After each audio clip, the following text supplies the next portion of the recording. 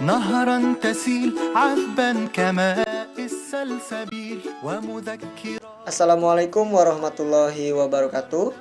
Bismillahirrahmanirrahim. Alhamdulillahirrabbilalamin. Assalatu wassalamu ala asrafil anbiya wal mursalin wa ala ali sayyidina Muhammadin sallallahu alaihi wasallam, amma ba'd. Perkenalkan, nama saya Ardi Muhammad Aziz dan rekan kami Etika Novianti. Kami dari program Studi Ilmu Hadis Fakultas Usuluddin dan Pemikiran Islam UIN Raden Fatah Palembang.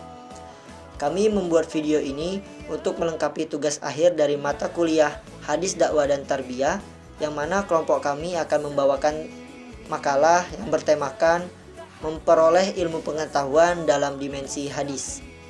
Kami juga berterima kasih banyak kepada Bapak Farid Hakim Shum MA selaku dosen pengampu pada mata kuliah ini.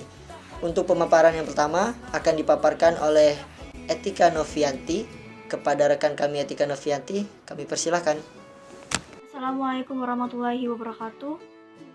Saya Etika Novianti. Di sini saya akan menjelaskan dari makalah kami. Yang pertama, pengertian ilmu pengetahuan.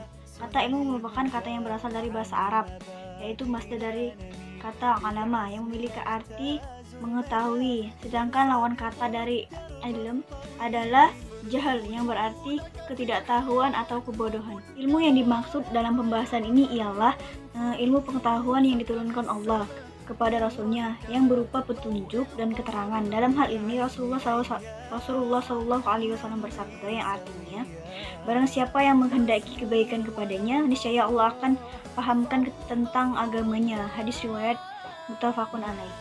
Dapat disimpulkan, ilmu pengetahuan adalah aktivitas intelektual yang sistematis untuk menyelidiki, menemukan, dan meningkatkan pemahaman secara rasional dan empiris. Kedudukan ilmu dalam hadis.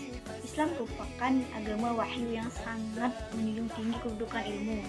Hal ini terlihat banyaknya ayat Al-Quran yang memandang orang berilmu itu diletakkan di posisi yang paling tinggi atau paling mulia. Di samping itu, dalam hadis Nabi juga banyak memberi dorongan untuk menuntut ilmu. Selanjutnya yaitu sumber ilmu dalam Islam. Tentunya sebagai umat muslim kita sudah tahu sumber ilmu dalam Islam itu ada dua.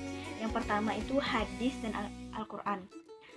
Al-Quran itu adalah wahyu yang tertulis, sedangkan hadis itu adalah wahyu yang tidak tertulis. Dalam hadis dikatakan Rasulullah Shallallahu Alaihi Wasallam bersabda, "Aku telah tinggalkan pada kamu dua perkara. Kamu tidak akan sesat selama berpegang kepada keduanya, yaitu kitab Allah dan sunnah Rasulnya." Hadis riwayat Hakim dan Baihaqi. Selanjutnya yaitu kewajiban menuntut ilmu. Baginda Nabi Muhammad SAW pernah bersabda, "Thalabul ilmi faridatun ala kulli muslimin." Menuntut ilmu merupakan suatu kewajiban bagi setiap muslim, baik itu muslim laki-laki maupun perempuan. Barang siapa yang menempuh suatu jalan untuk mencari ilmu, maka Allah akan memudahkan baginya jalan menuju surga. Hadis riwayat Muslim. Adapun tata cara dan adab untuk menuntut ilmu dalam hadis, yang pertama itu ilmu hanya diperoleh dengan cara belajar, dan yang kedua, peserta didik boleh iri kepada orang yang memiliki ilmu pengetahuan yang lebih luas. Dan selanjutnya juga ada tujuan pendidikan dalam dimensi hadis. Tujuan pendidikan Islam secara umum adalah berusaha untuk membentuk pribadi manusia itu sendiri. Nah, yang kedua, adapun tujuan pendidikan yang diharapkan dalam Islam secara umum adalah yang pertama, menjadi hamba Allah Subhanahu wa taala. Kedua, mendapat kesejahteraan dunia maupun akhirat, dan yang ketiga, menjadi khalifah fil ardh, dan yang keempat, pengembangan potensi. Mungkin itu saja yang dapat saya sampaikan. Saya kembalikan kepada diri saya sendiri.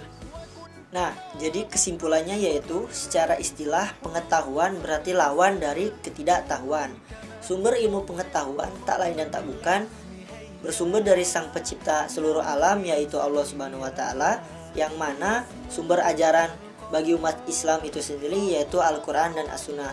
Dalam Islam pun ada cara dan adab dalam menuntut ilmu dengan tuntunan Rasulullah Shallallahu Alaihi Wasallam, yang mana pencari ilmu harus membersihkan hatinya terlebih dahulu sebelum menuntut ilmu. Mungkin itu saja yang dapat kami paparkan. Lebih dan kurangnya kami mohon maaf. Jazakumullah khairan. Wassalamualaikum warahmatullahi wabarakatuh.